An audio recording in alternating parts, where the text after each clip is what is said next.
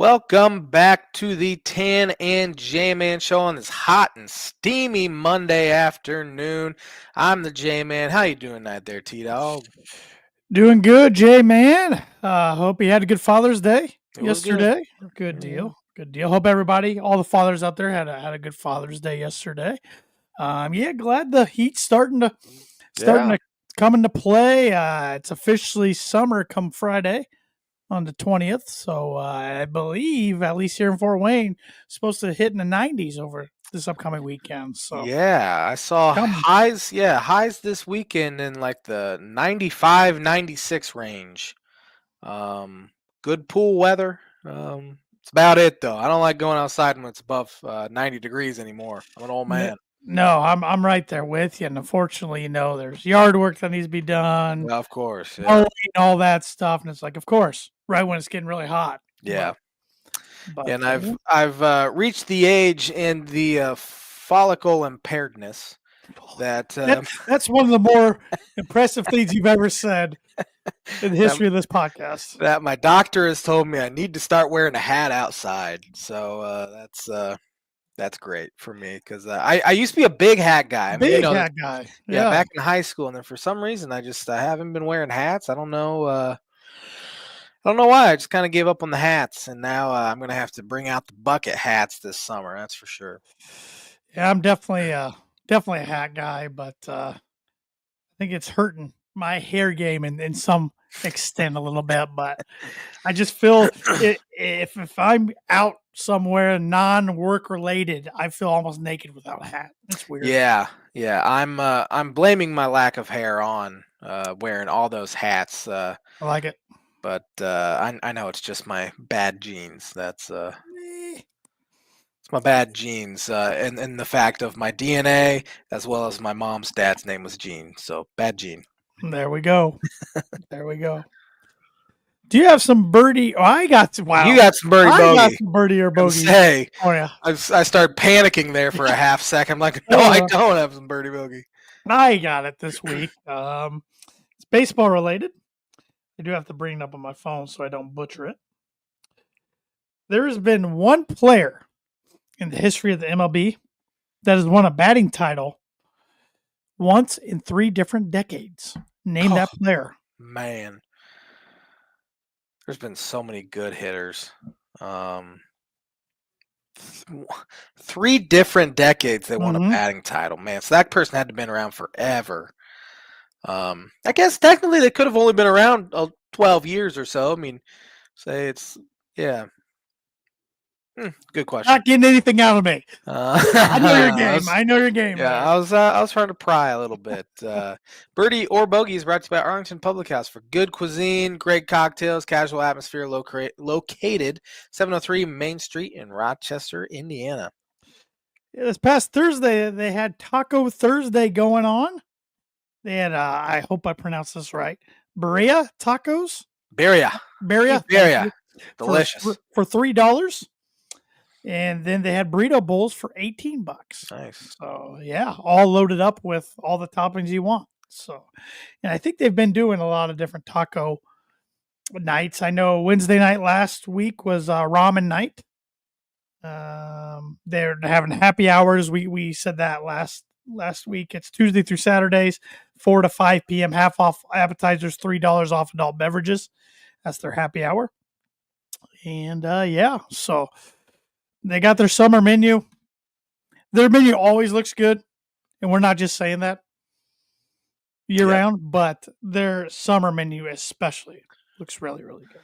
I love myself some beef birria tacos. It comes with like a consomme, like you know how you It dip. says beef consomme right there. Yeah, you have like your au jus when you have like roast beef or like prime rib or anything like that. It's kind of like that. You dip your taco in there. It is very flavorful.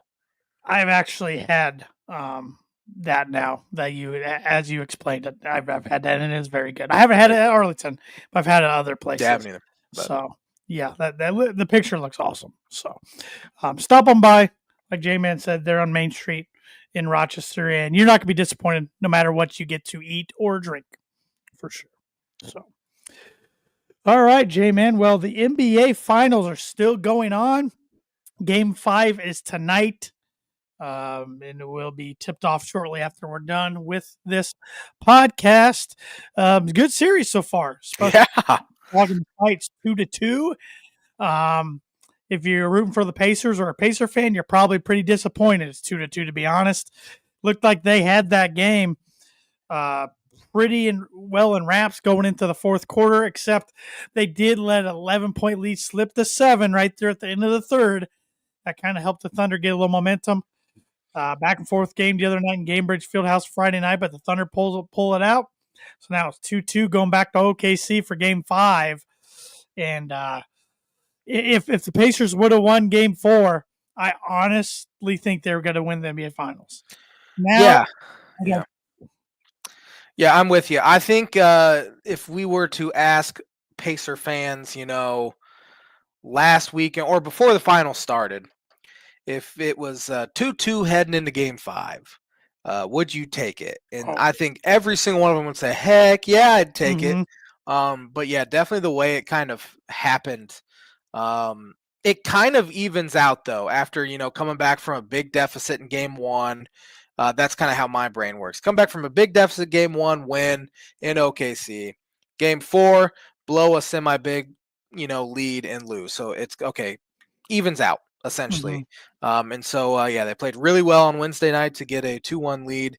But yeah, I think it's more of a it slipped through their fingers, and that's kind of how Pacer fans are feeling right now. And but still, I mean, you're in still a goodish spot. You do, play 2 of the next 3, assuming it goes 7, which it could just go 6. On the road, which will be tough. But man, if they can somehow steal game 5, I think they're cooking then. If they steal game 5 tonight, I think they wrap it up at home in game 6. Yeah. If it goes 7 and goes back to OKC, I don't see them getting that. But I think any Pacer fan, if you offer them right now the option of would you don't offer them a win or loss scenario, but you offer them guaranteed game 7, they're signing up for it right now. Right. And honestly, I kind of like playing those game 7s on the road. It's weird, but I think the crowd will have a nervous energy. I think the Thunder could then potentially come out tight. And that's kind of what you want. I mean, we've seen it countless times where, the home team in a game 7 or winner take all just plays tight because they can feel that nervous energy from the crowd. And obviously, it's not preferred. You'd prefer to play at home regardless of all that. But sometimes we've seen it happen. So if they were to split the next 2, I think Pacers would feel pretty dang good going into a game 7. Yeah, this series is starting to remind me a lot of the OKC Denver series. Denver stole a couple early they probably didn't deserve. Right. And they were up 2-1 and had a lead there in game 4. OKC found a way to get it done and tie it up. Series ended up going 7 games, and OKC ultimately blew Denver out in game 7. But this series has reminded me a lot of that series. And the other night, really, I thought OKC ramped up their defense in the fourth quarter, made life really tough for the Pacers on the offensive end of the floor. I thought SGA took over late in the game. Now, Scott Foster and crew maybe gave him a few whistles, but MVPs get those whistles. And superstars Also, get those whistles. Scott Foster gives those whistles too. He does. He does. And I thought the Pacers just stopped rebounding the ball. Yeah. Miles Turner was kind of the GOAT in the bad sense on Pacers social media the other night. But man, you're 6'10", 6'11", get in there and rebound the ball. Yeah, it's been that way his entire career, though. He doesn't average more than 6, 7 rebounds a game. And he seems like a guy that should be averaging close to double digits, if not in double digits. So yeah, I don't know what that's about, but it's been that way. And I know he's been the source of ire for a lot of Pacer fans, right? Especially our guest last week, Travis. I remember for years he's been tweeting about Miles Turner, how he's soft and all of that. So it's kind of reared its ugly head in the finals now. He had a tweet right after the game the other night and tagged him in it. Pretty much telling him stellar job pretty much on the boards, put it nicely. But Gamebridge was rocking for Game 3 and Game 4. It will definitely be for Game 6, win or lose tonight, but particularly if the Pacers find a way to win tonight. Yeah. And everybody listening to this podcast, since the audio is not dropping till tomorrow, they're going to either laugh at our takes right here, or we're going to be looking pretty smart. So I don't know. Oh, I don't feel good for it. I don't feel good about it on the Pacers end tonight. No, it'll be interesting to see if the Thunder can maintain that level of defense that they played in, the fourth quarter. Yeah. Because they do that all game. They're probably not losing Mhm. anyone in the NBA. Right. But it's probably unsustainable to do that as well. Yeah. So I'm sure Carlisle and the boys will have some adjustments for them. But now this is, game 5. There's not much they can really throw at them that's going to surprise them at this point. So they know each other very, very well. And a lot of times talent wins out, and that would be edge to the Thunder. But again, coming back game 5, you find yourselves down again. It's going to be tough. I mean, you can't just expect to come back in these games, which I guess the same could be said for the Pacers. They've had so many comeback wins as well. So I fully anticipate a very close game, really over the next 3, if it should go all 7. Well, yeah, the Pacers, and you were just saying OKC can't dig themselves in the hole. The Pacers can't do that either. They did that both previous games in the series in OKC. Mm-hmm. Game 1, heroically, they climbed out. Game 2, it was pretty much over by halftime. Yeah, and I think the Pacers had their one kind of moment with that comeback, and the Thunder are not going to let it happen again. Sure. So it was their one scare. So say the Thunder gets up double digits by the end of the first quarter, could be a real long one for Indiana. Well, and what's scary for the Pacers the other night is OKC only hit 3 threes the whole game in one on the road. Yeah. It was old school. They did it with defense and getting to the free throw line a bunch. It was almost. I didn't watch any of it, so I'm kind of a box score surfer at this point when it comes to the NBA Finals. But seeing just 3 threes made kind of warmed the heart a little bit. It's better than watching the Celtics shoot 70 of them every single game.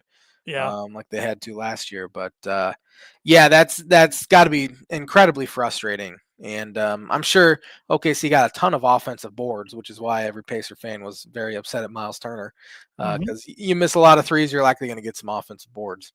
Yeah, and they're in this Pacer team, even though they have a miraculous season and they're 2 wins away.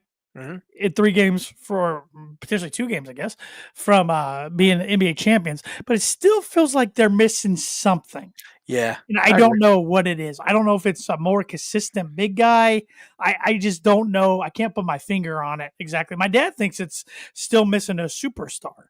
He thinks Halliburton's a top 20 player in NBA, but top 20 isn't necessarily superstar level in his opinion. So I don't know.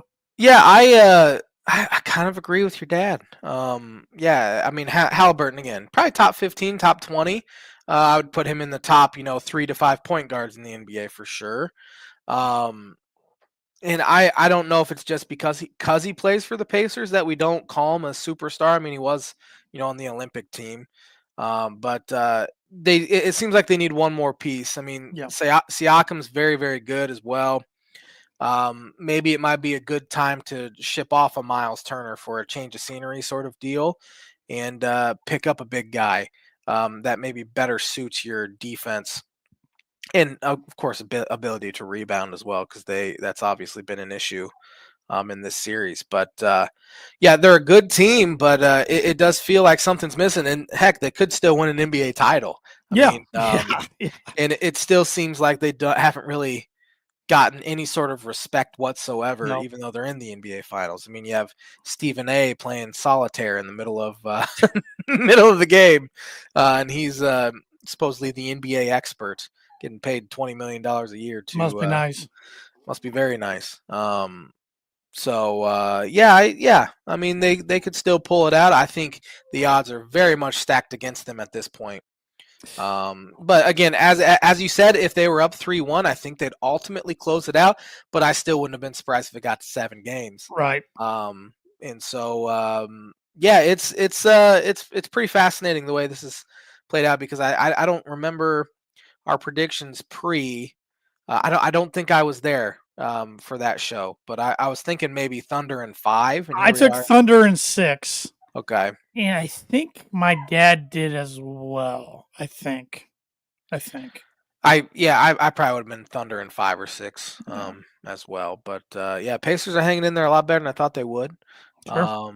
And it's kind of nice to see two very small markets Mhm. in the NBA Finals, and I have no idea how that's affected the ratings at all, TV ratings, and honestly, I couldn't give a rip. So I've seen on like social media a lot of people enjoying not only this NBA Mhm. Finals but the NHL Finals as Yeah, well. I have too. Yeah, That now Florida is up 3 games to 2, I believe. So they're 1 win away, going back on home ice for another being one. back-to-back champs. Yeah, Which just got to rip the heart out of from Canadians again. yeah, Except there's a lot of Canadians not rooting for Edmonton at the yeah. same time because they have so many teams up there. Yeah, it is funny to see a very great hockey hotbed in Miami, Florida, um, beat the Canadians there.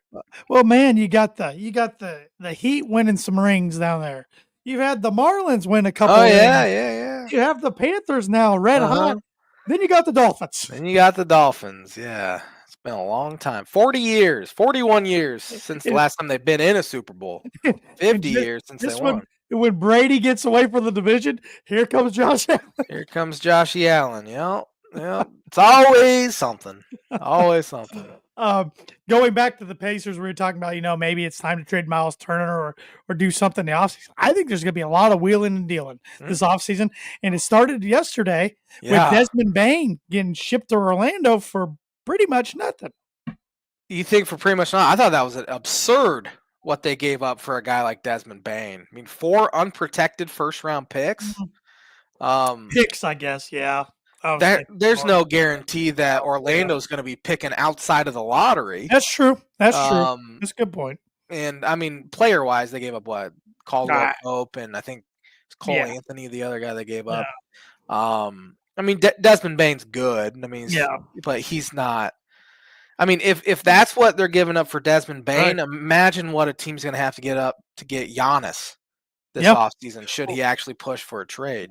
Well, and I was seeing an article that the Grizzlies, I mean, I don't know how serious they are about this, but they'll take calls for JJ and Ja. It feels like their their window's closing already. Yep. I mean, they were pretty young, but Jaws had too many off the court issues. Jaren Jackson's got a lot of Miles Turner in him. He's a very good defender, but again, he's 6'10", 6'11". He's averaging 5-6 rebounds a game. Good shooter as well. They're comparable-ish players. Maybe the Grizzlies just need to tear it down, or build around our favorite Asian Canadian. Yeah, yes, well said. He's hurt though, isn't he? He is hurt. He's got to miss the start Yeah. of the year. He re-sprained an already sprained ankle bad enough to where he had to have surgery. So Being 7'4" and over 300 pounds, walking on that every day has got to be pretty dang painful.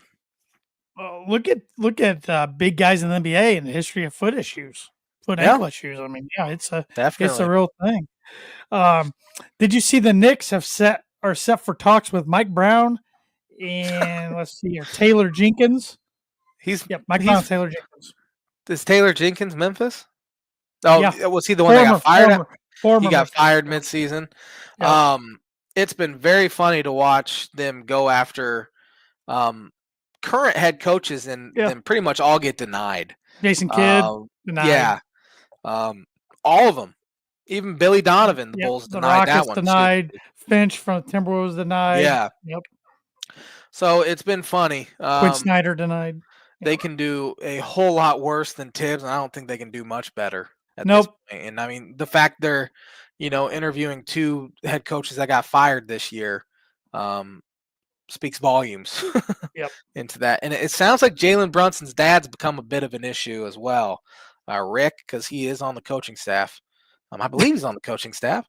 And it's caused some issues. Yeah. Which, shocker that has caused some issues. And other NBA headlines: Kevin Durant prefers to land with the Heat, Spurs, or Rockets. Yeah, I've obviously with following a lot of Dolphins guys on Twitter, beat writers and all that. A lot of them cover the Heat as well. And Barry Jackson said the Heat are unwilling to give up. Yeah, they're willing to give up picks. Um, they're unwilling to give up Tyler Hero. They love Khalil Ware as well. So without giving up those guys, they're probably not going to be able to swing it for Durant, even though they like Durant, but at the same time, 36, 37 years old, Right. Right. It'd kind of be like one last hurrah in probably both Durant's career and maybe even Pat Riley's at this point, because he's getting older as well. But yeah, Durant's kind of forced himself out of a lot of places now. It's gonna be his fifth destination. Yeah, Crazy.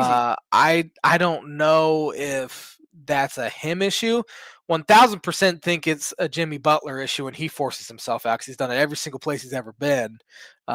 Durant seems he's a more likable guy in my opinion Yeah, than Jimmy mine too. Butler is, but it's kind of similar situations. Daryl Love here on Facebook said with a crying, laughing emoji, "Way to go, Knicks!" LOL. Yep. Yeah, Hate to see it. they are a friend. I don't really care about the NBA at all. I mean, I follow it close enough to know what I'm talking about a little bit. Um, they're my least favorite franchise in the NBA by far. I don't dislike any franchise more than the New York Knicks. They're pretty unlikable. Yeah, they're pretty unlikable. So, and if I'm Durant, I think San Antonio would be a very interesting place to go. Yeah, I mean, yeah, you obviously have Wemby. Don't know how healthy he's going to be though. Yeah, De'Aaron Fox, fantastic point guard to play with. Castle's good. Yeah, they have good young nucleus there. Who's their No head Pop coach? anymore. No Yeah, Pop. I was gonna say who's their head coach. I don't even Let's know. see here. Spurs. I don't either. You should quiz me sometime on NBA coaches. I better get like 8 right. It's Yeah, Mitch Johnson. don't know. He's 38 years old. Huh? Nice. Yeah. Mitch Johnson. Yep. Yeah. Who was the other destination? Rockets. Yeah. Who 2 seed, very young team. Very young. Just signed Steven Adams to a $39 million contract extension. Yeah, those. He's not young, but yeah, he's a good like role player, good Yeah. teammate, all of that. But Yeah. still, 39 mils a lot. Obviously Durant went to Texas for school. Right. He's from DC area, and the Wizards might be the most irrelevant franchise in the NBA at this point. I think they could be the most irrelevant professional Yeah. and that's including the Colorado Rockies. Yeah. Yeah.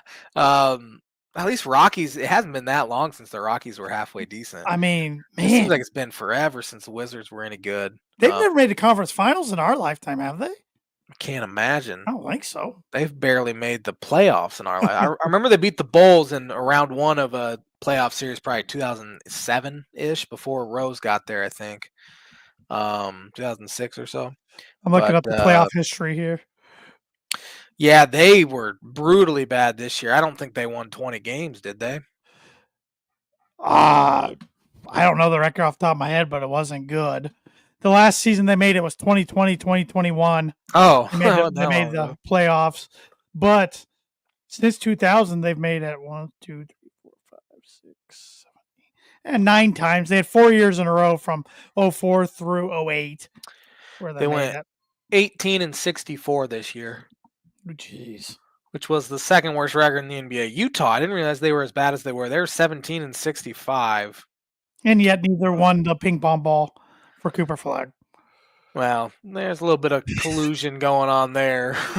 Absolutely. A little corruption. Absolutely. Trade Luka to the Lakers. We will assure you that you will get the number 1 overall pick. And you get Anthony Davis also. And you get Anthony Davis. Yeah, then you can get Cooper Flag, who has a chance to be as good as Luka. Yep. So, it looks a lot sweeter right now than it did. Yeah, it's it's a little puzzling. It's kind of like, did you hear Shaq a couple weeks ago came out and literally said that when he was coming out of college, David Stern pulled him aside and said, "Do you like warm weather or cold weather?" He said warm weather, Orlando gets number 1 pick. Yeah. I've also heard him tell a story that he was down to LSU and Illinois, and he took a visit to Illinois in the middle of January, and that's what did it for him. So they missed out on Shaquille O'Neal because it was cold. What was the tie there? Just being I really don't good in the late know. '80s, or Yeah, I mean, yeah, he grew up or he was in high school watching, the yeah. Lion Illini. There was some sort of connection with the coaching staff too that they had known him. But I've heard that story a lot. Illinois fans like to tell it. Well, earlier when we were talking about, I know we're jumping all over the place. When we were talking about Desmond Bang, that's probably, in my opinion, one of Matt Painter's biggest recruiting whiffs. He would have came to Purdue in a heartbeat if he offered, but they If just he were didn't to see it in come, him. he were to come though, would they have still landed Carson Edwards?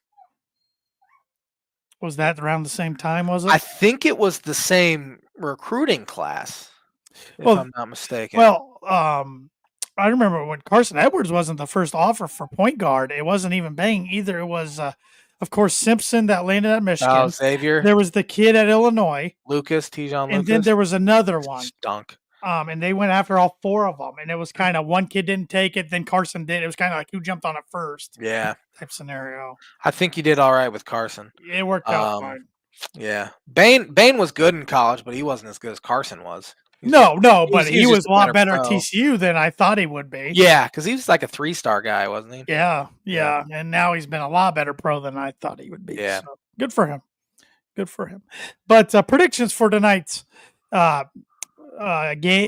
Pacers Thunder game, and the next. Will it end this week? That's Is what I'm my checking. question.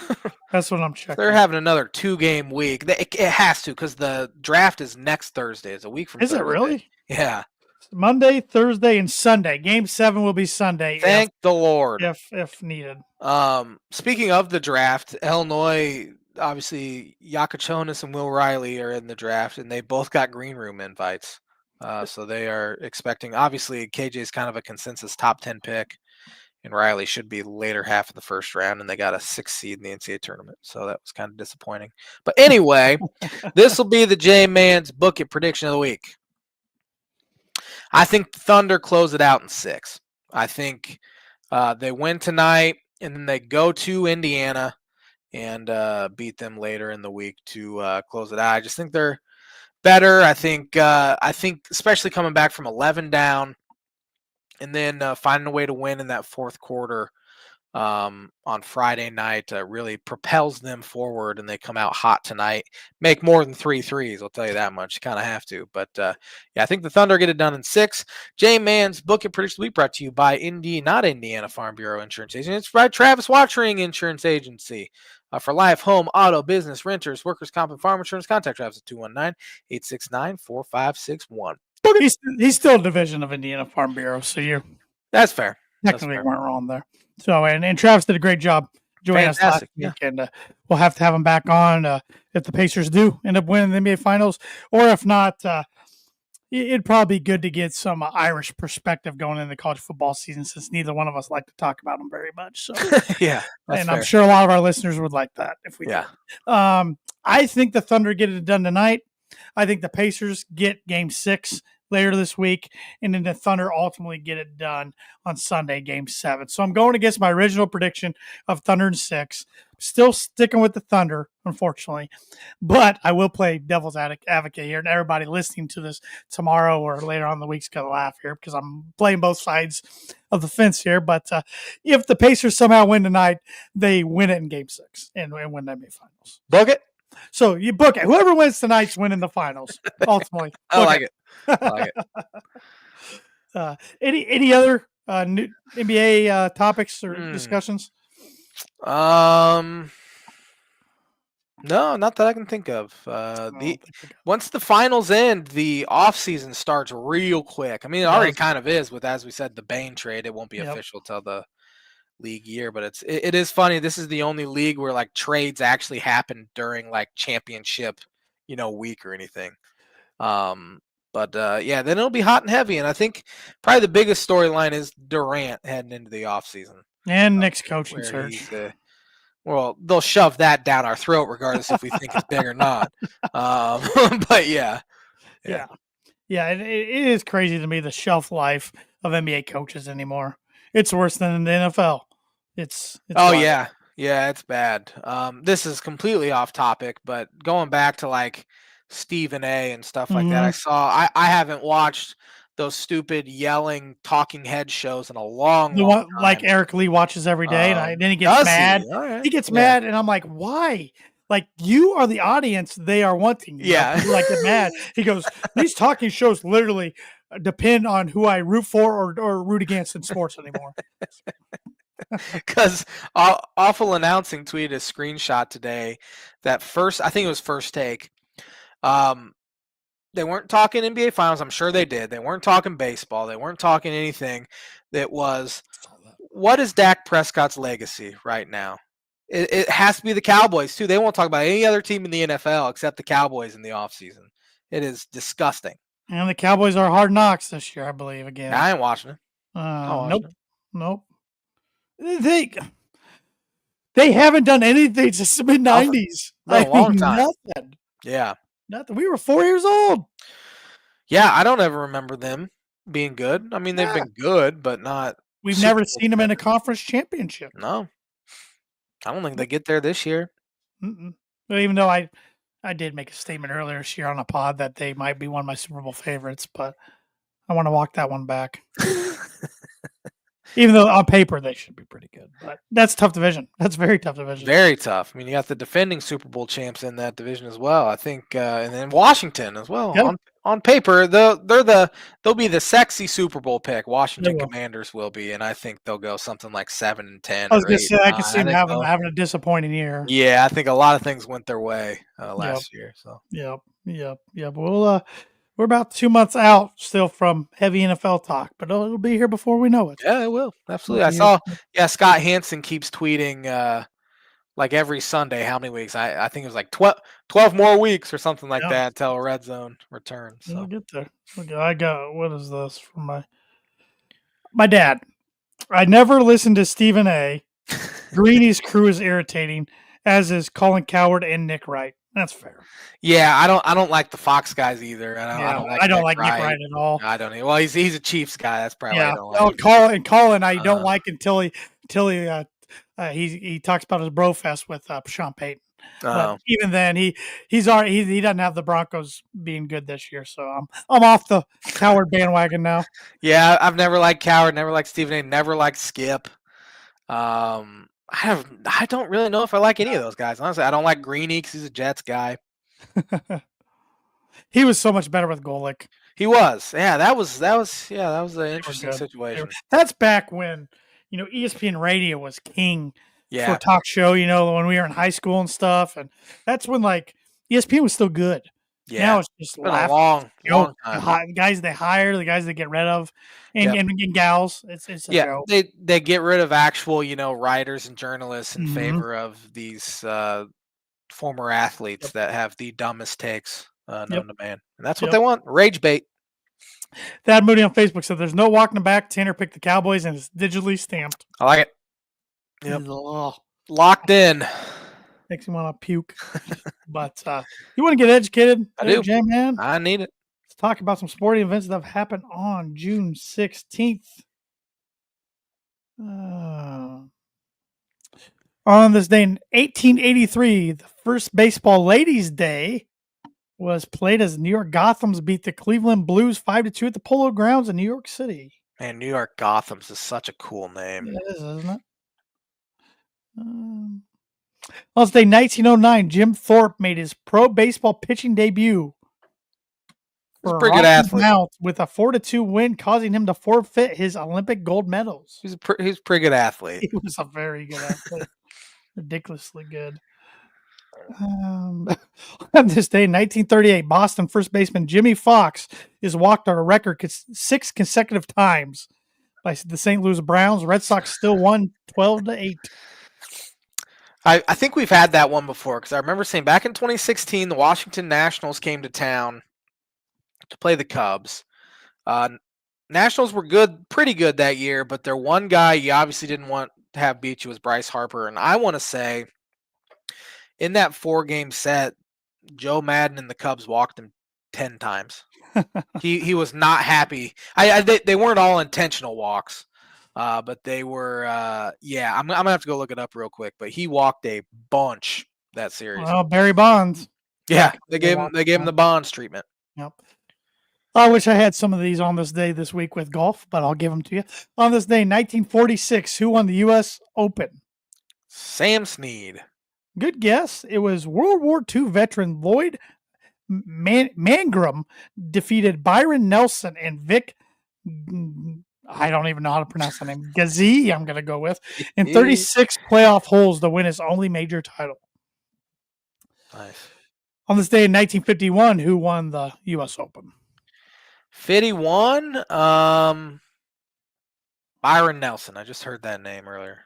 Real good guess. Bid Hogan. Oh man, that was US a Open title. Yep.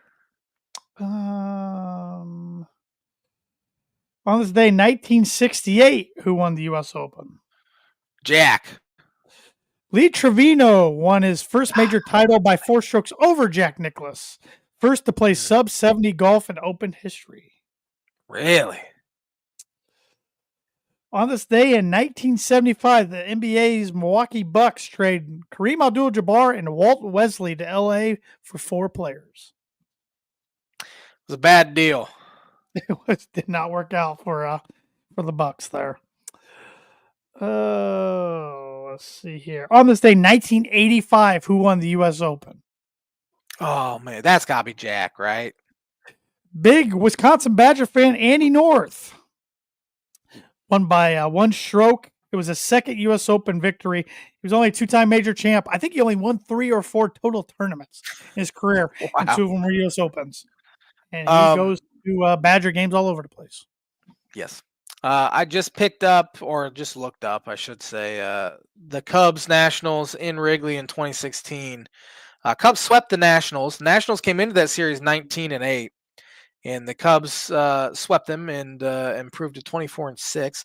Bryce Harper walked 14 times in a 4-game set, including 6 times the final game of that series. 6 times. Yeah, that'd be frustrating. Yeah, he was not happy by the end of it. You could really tell it was getting to him a little bit. He just wanted to hit. On this day, 1993, Ken Griffey Jr. slugged his 100th career home run in Seattle. Steroids. On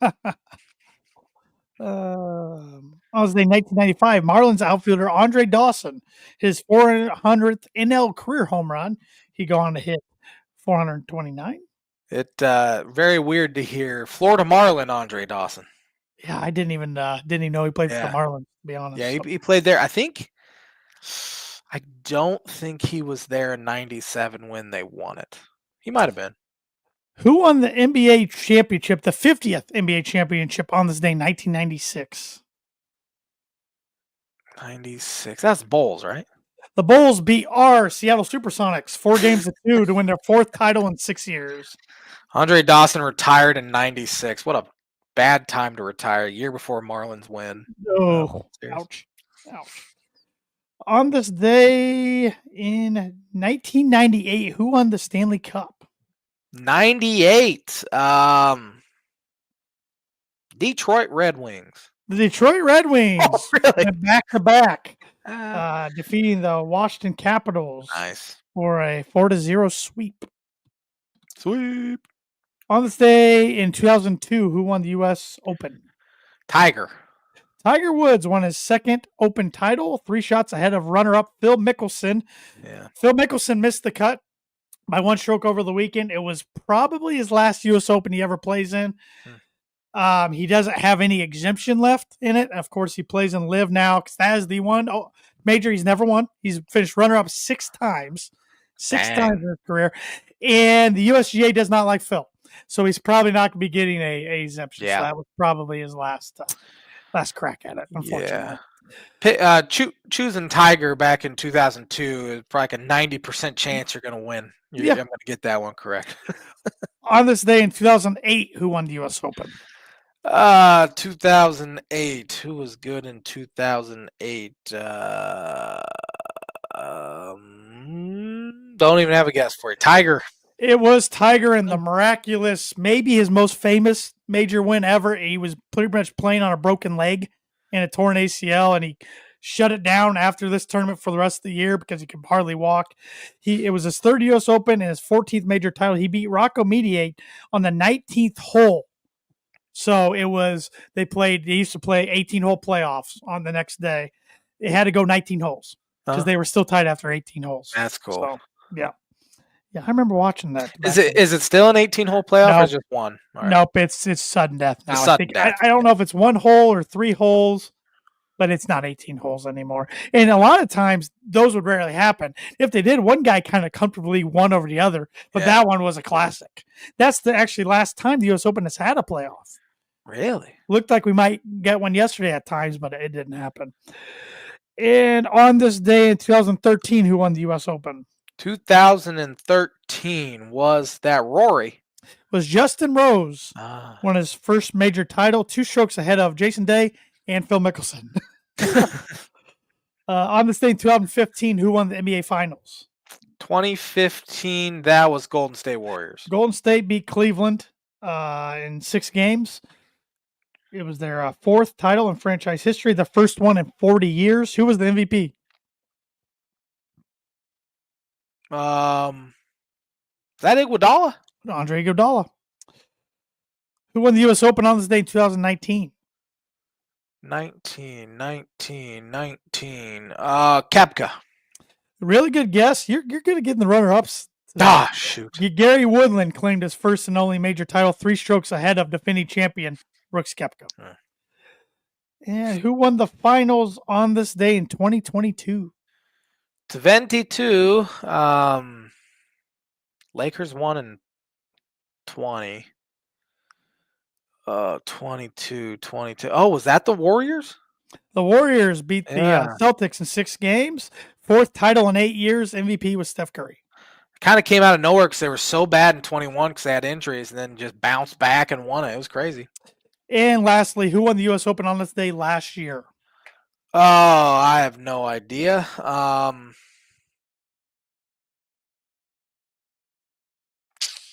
Scotty?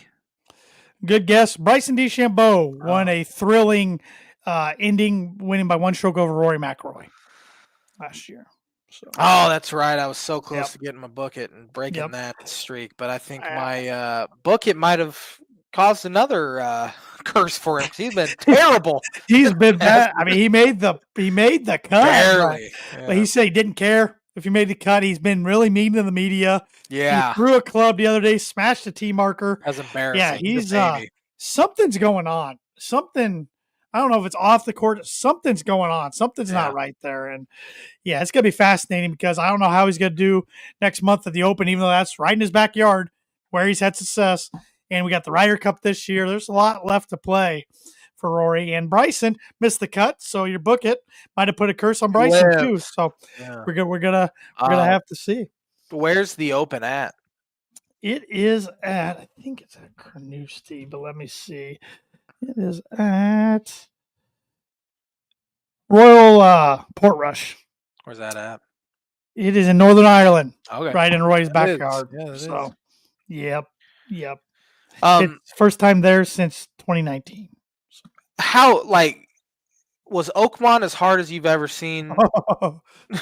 Yeah. Awesome. I loved watching it to see the guys struggle.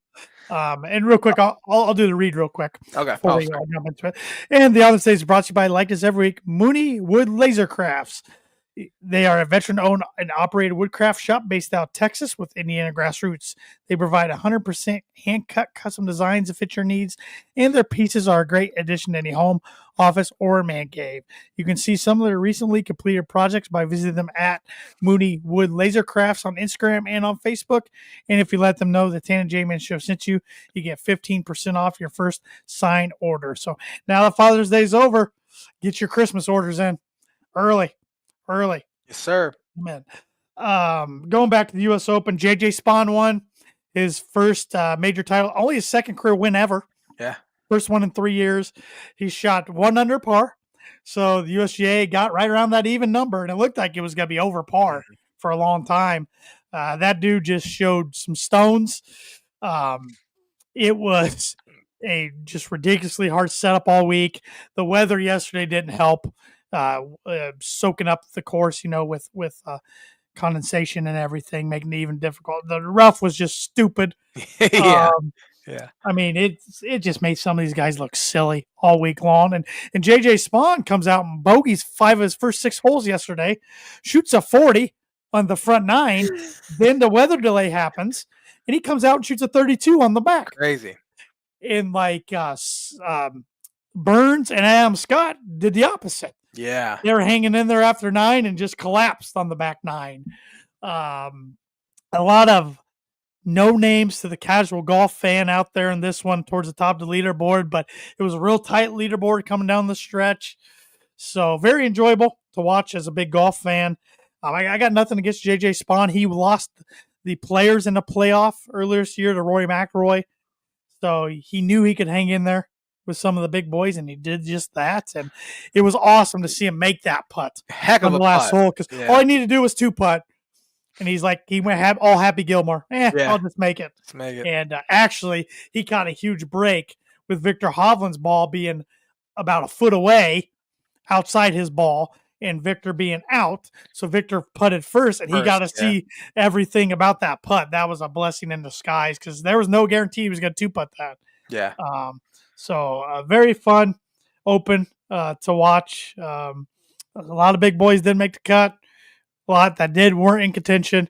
And then the biggest name in contention was probably Adam Scott. And he was probably the fan favorite yesterday. Just one of the more likable guys in golf. One-time major champ. He won the Masters. Should have won a British Open years ago and kind of collapsed. But he still hangs in there in his 40s. So, yeah, I saw a guy on Twitter complaining that it was so hard for the golfers. And I'm thinking, isn't that kind of fun, though? Because it's fun. It's got to be boring to see guys shoot 20 under par for a tournament every single week. Yeah. Watch guys struggle. Look what they do to the John Deere every year. And you've been to that course. And you know that's not an easy course than a normal human. And they tear that thing up unlike any course on tour. I thought I was going to drop dead of a heart attack just walking to the first hole. It was so hilly. I know. It's crazy. It's crazy. My boy Ricky's in the field this year for the first time since 2010 because he needs opportunities to get wins. But actually, there's quite a few names getting in it this year that haven't been in it in a while, which is great for the John Deere. Yeah, absolutely. Great. But one more major next month. It's the middle of July, and then you'll have FedEx Cup in August and Ryder Cup in September, and we'll see whatever happens, if anything, with this potential merger between the PGA Tour and Live Golf, which now I think's got pushed further back. I mean, earlier this year it looked like it was going to happen. Now I don't know. Yeah. So a lot of Live contracts coming up, though. So yeah. It'll be interesting. But I am going to the Live event in August when they come down to Westfield in Indiana. So I'm going to go check that out. So yeah. So, but enjoyable U.S. Open. I like the carnage. I thought it was fun. It's a nice change. Guys literally are in the bunker and are trying to hit it just 15 yards out in certain spots to get it back in the fairway and can't do it. Yeah. Or they're in the rough and they're literally hitting 2 feet. I mean, it's just you had to hit in the fairway. What is it? The rough was like 5 inches compared 5 inches to like 3. Yeah. It's usually around 3. It was just ridiculous. And I would love to see even good golfers with low handicaps. Yeah. Amateurs. Just amateurs. Play that in that setup. Back tees and everything. See what they can shoot. I know Riggs from Barstool Sports, from Foreplay, their golf podcast, he's a 4 handicap and he shot a 106 a week or 2 ago there. So there's no way I'm such a bad putter, especially this year. This year's the worst putting year of my life so far. My short game's not good as is. I don't hit a lot of fairways. My irons are my strength, but can't do anything out 5-inch rough, no matter who you are with irons. I'm probably struggling to shoot breaking 140 there with that setup. Yeah. Honest to God. So I'd like to see you do it. Yeah, I'd be game, especially if I didn't have to pay for it. But, yeah. Any more golf thoughts?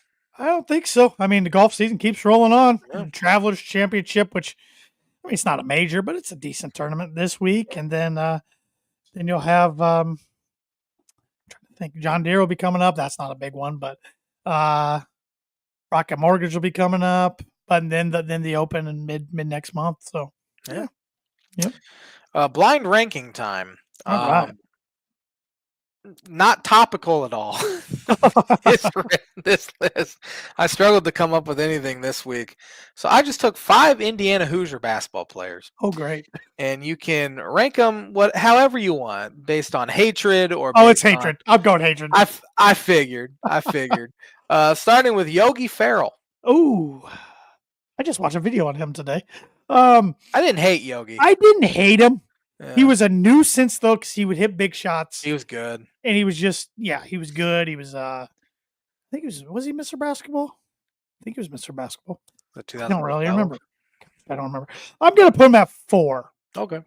I think you'll have all the majority of these guys above him anyway, as far as hatred goes. Dane Fife. Ugh. I mean, I was young, but man, he was dirty. I've never seen a dirtier player at IU, and he's just been kind of a D-bag as a coach too. Assistant coach too. I mean, he was technically a Purdue assistant coach for 2 weeks. It was just never officially announced. He had an office and everything, and then went to Michigan State instead. That was after he was the head coach of then IPFW, which is now Purdue Fort Wayne. I'm gonna go 2.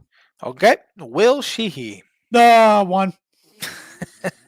So arrogant, and a good player, but he was like the 4th best on that team. I don't even know if I'd put him there. He was like a bench guy. Then when some of those guys, he started.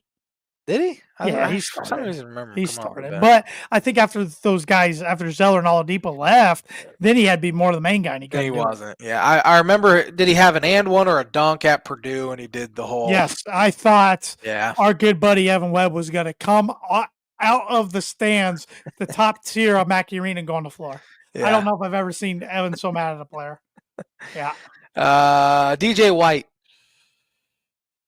You know, I'm going to put him at 5. Okay. I feel like you have another heavy hitter. His clapping was more annoying than anything. Yeah. Those IU teams were kind of forgettable because they were okay, but they weren't anything special. They were going to be real good. They were. But Sampson, yeah. But he had an interesting cast of characters on that roster. Oh, yeah. Oh, yes. Yes, he did. Last one here, Cody Zeller. All right, I'll put him at 3. Honestly, if I had to redo it, I'm putting Yogi at 5, Cody at 4, DJ at 3. I'm good with my first 2. I didn't hate Cody either, even though he was on really good teams. He wasn't. I mean, he was good, but wasn't arrogant though. He wasn't. He's just kind of went about his business. I didn't hate it. I don't dislike your list at all. I think it's pretty solid. Really, those IU teams like the Oladipo Zeller years, they were annoying to us because they were good. They didn't really have too many. I mean, okay, Sheehy was one, but they didn't have too many cast of characters that were overly arrogant on those teams like they've had since. Yeah. Yeah. Dippo wasn't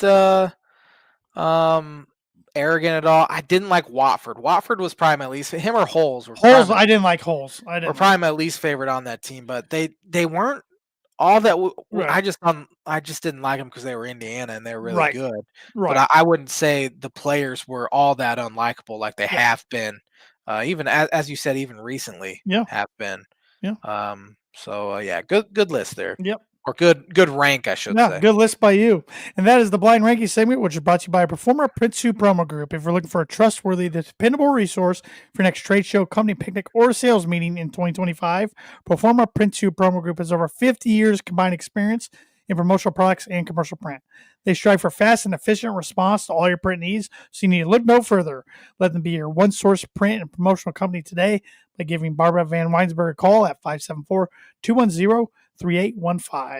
And I didn't give you much time to talk baseball, Jamie. I apologize because there was a huge trade that went down in MLB yesterday. There was it was out of nowhere in the fact we didn't really hear that it's getting close. It's not out of nowhere in the fact that it happened. But Rafael Devers, Red Sox superstar, traded to the San Francisco Giants for a haul. Giants are picking up his entire remaining salary, which is over $300 million. And it is a trade that I think a lot of people thought would happen eventually with Devers getting traded. It started this offseason with them signing Alex Bregman, a all-star gold glove third baseman. Devers said, I'm not moving from third. Devers is the worst defensive third baseman in the league. Said, I'm not moving from third. And they're like, okay, we're putting you at DH. Made him mad. Their starting first baseman blew out his knee in April. And so they asked Devers, can you please play first? And he said, nope, not playing first. So he is a me first, selfish teammate on the surface. And I think the trade had probably been in the works for like a month at this point. And it finally just kind of went through. And Red Sox did pretty good in the haul they got back, I think. But still, you trade, a young superstar level hitter in Devers after trading Chris Sale for nothing, after trading Mookie Betts for nothing. Red Sox fans are mad, as they should be. And the Giants pick they up started playing good baseball the last 2 weeks. I think they took 3 of 4, or at least 2 or 3 from the Yankees. They swept them. Okay, never mind. I knew they took a couple, at least. Wow. They swept the Yankees over the weekend, playing good baseball. And, they have a new regime in the front office there, newer. Craig Breslow's in his second year as president of baseball ops. He was with the Cubs before that. Obviously wants a pretty big culture shift if he's shipping off, an all-star level player in Rafael Devers. But now he's with the Giants, and the Giants are really good. They're a game behind the Dodgers. They needed offense, and man, he can slot in there and hit a bunch of balls in that short porch into McCovey Cove out there. So very, very good trade. And I applaud the Giants for making that sort of trade, because that's a big risk, and they're going for it. So I definitely applaud them for doing that. Yeah, a buddy of mine that's a Red Sox fan tweeted right after it happened, I feel like my head's going to explode. Yeah, Red Sox fans were mad, as they should be, because that's a trade you don't make. But they did, and so it looks like, it's been rough. I saw stupid Red Sox fans tweet, and a big name Red Sox fan, Jared Carab something, who was former Barstool guy, said, yeah, I know you're talking about. No. Yeah, it's no one has it worse, or it's I should just pull it up. He said it's harder to root for the Red Sox than anything, or something like that. And I'm thinking, they won 4 titles in 20 years, man. And then a Pirates fan tweeted at him and said, the Red Sox have more world titles since 2000 than the Pirates have winning seasons, man. Shut up. So it doesn't doesn't break my heart to see the Red Sox struggle. No, but around baseball here real quick, Cubs had a decent week, went 4-3, lost 2 of 3 to the Phillies, but then took 3 of 4 from the Pirates. Cubs offense is starting to struggle, but it's good that they continue to win games because their pitching's been so good here recently. They had the worst bullpen in the league first 3 weeks of the year, and since then they have the number 1 bullpen in the league. They threw 14 innings over the weekend and only gave up 1 run, which is pretty incredible job. But over their last 10 games at Wrigley, they're only averaging 2.89 runs per game. They're 8-2 in those 10 games, so they're still getting it done. A lot of it has to do with the climate at Wrigley. It's weird. Last year, Wrigley played as the most pitcher-friendly park in baseball, and this year it is playing as the most pitcher-friendly park in baseball. And we haven't seen the wind blow out at all. It's been cold at Wrigley. Even into June, there were games where, first pitch is in the 50s, and we're in June. This week, it sounds like, because it's supposed to be, as we said, close to 90, there's a Twitter account called Wrigley Winds that gives what the wind is at Wrigley awesome. every single game. So I like to look to see what he's saying. And he says in his forecast, it should blow out about all week. So hopefully we'll see some more runs here at Wrigley. But 16 games over 500, 5.5 game lead in the division, which is the second largest division lead in baseball behind the Detroit Tigers, who has a 9-game lead. But other than that, it's June. Got a long time to go. Yep, long time to go. Not even think about the trade deadline. That's why the blockbuster trade yesterday was so surprising. Yeah, everyone's like, "Oh, trade season's starting," and I don't think we'll see another deal made until July. I think it was just a rare case for that trade to be made. Well, the birdie or bogey, there's been one player in MLB history that has won a batting title in 3 different decades. Name that player. Oh man, 3 different decades. I have no idea. I'm gonna choose a guy that played forever, and that's Eddie Murray. Really good guess. Shoot. No. One more stab at it? I don't think Tony Gwynn did it in 2000. But Not is it Tony Tony Gwynn. Gwynn? Okay. I'm okay with those two guesses. George Brett. Ah, that's a 1976, man. 1980, and 1990. He hit 333 in 76, 390 in 1980, and 329 in 1990. Man, that's a good question. Didn't even think George Brett. And I should have thought George Brett. I guess I didn't realize he played that long into the 90s, I didn't either. or at least win a title in the 90s. So, great question. We'll be back at her next Monday with another episode. We will have an NBA champ by then, and we can preview the NBA draft. Why not? Have a fantastic week, everybody.